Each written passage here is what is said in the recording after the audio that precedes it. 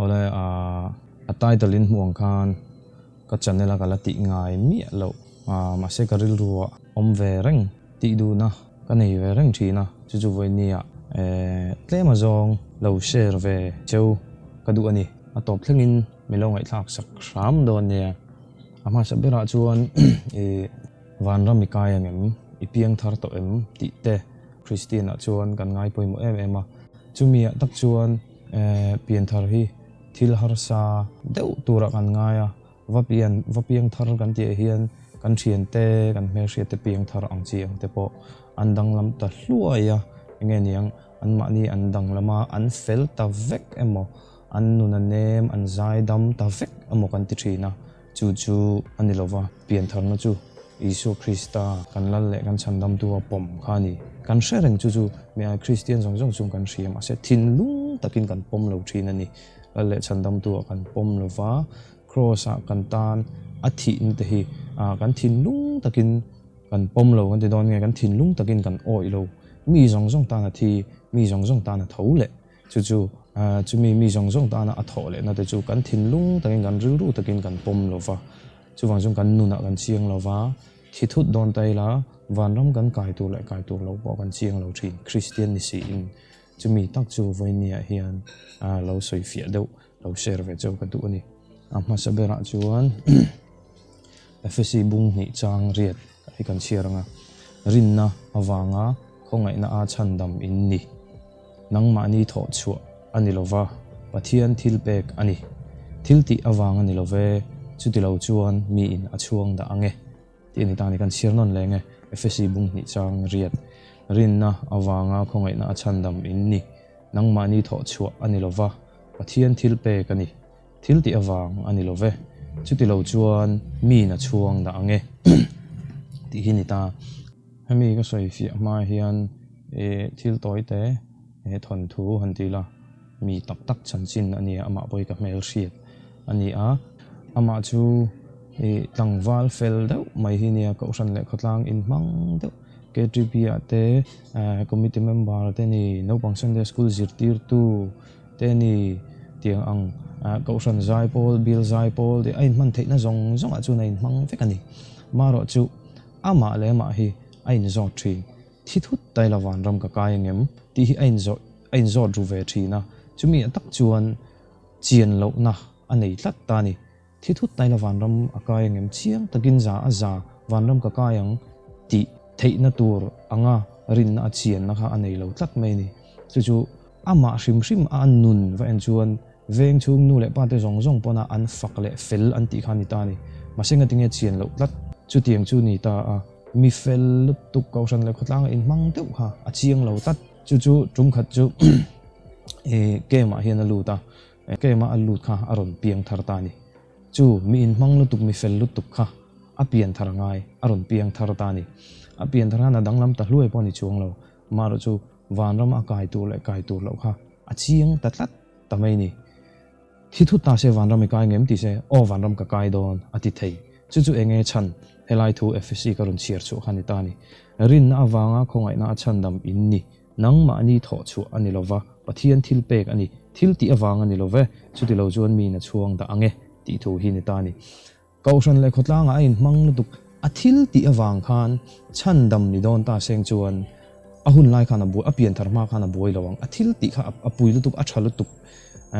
kausan le khot ain man theina zong ain mang vek ma se khami ain man awang khan van ram kai don lo tlat achan chu athil lo ti that lai zong khan van ram kai tu lo achiang lo tlat maro chu ta chak chu na poimo taka chu hei chandam na thu hin tani rin na awanga khong aina chandam in ni nangma ni tho chu ani lo ama tho chu khan chandam ani lo ti kha in ria pathian khong aina liao ni Isu Krista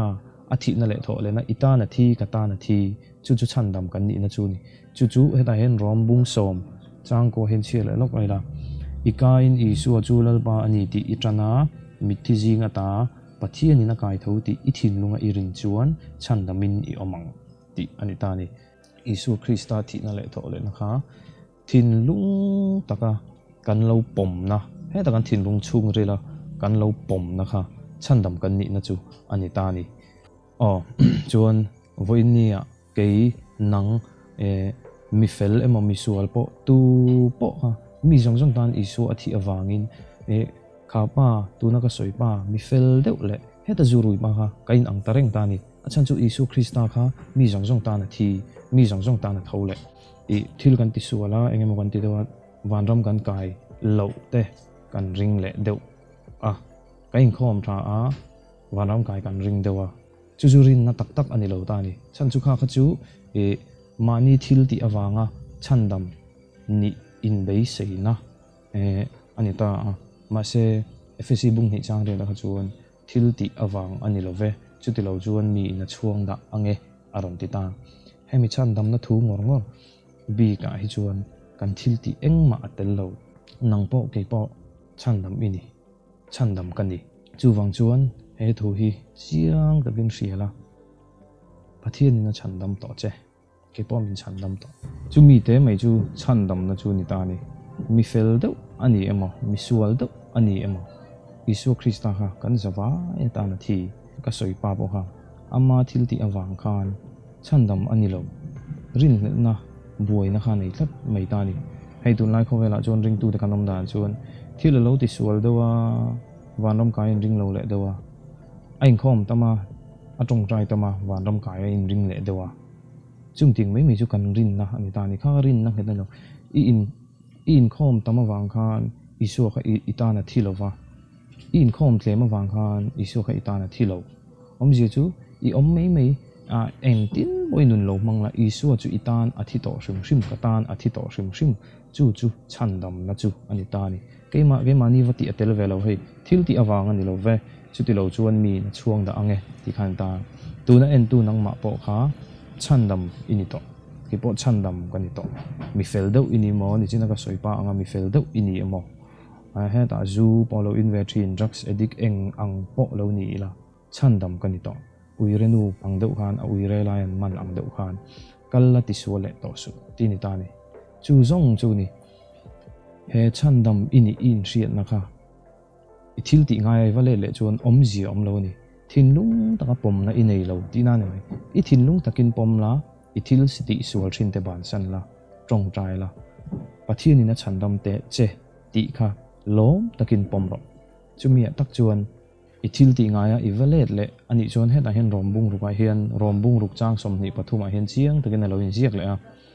sual man chu thi na ani si a pathian thil thon pek ero chu kan lalpa isu krista zara chuan chatuana nun na ani sual man chu thi na ani chiang deu nei ji chumi a chuan apoi mo ber chu rin na awanga khongai na a chandam ini khongai na chandam ini khongai na chandam kani chu lo chiang la I thil ti thin te I sual ti thin te ban san la herin na hilom takin pom la pathian in a chandam che ti hilom takin pom ro pathian hen alo thu lo soi top mai ro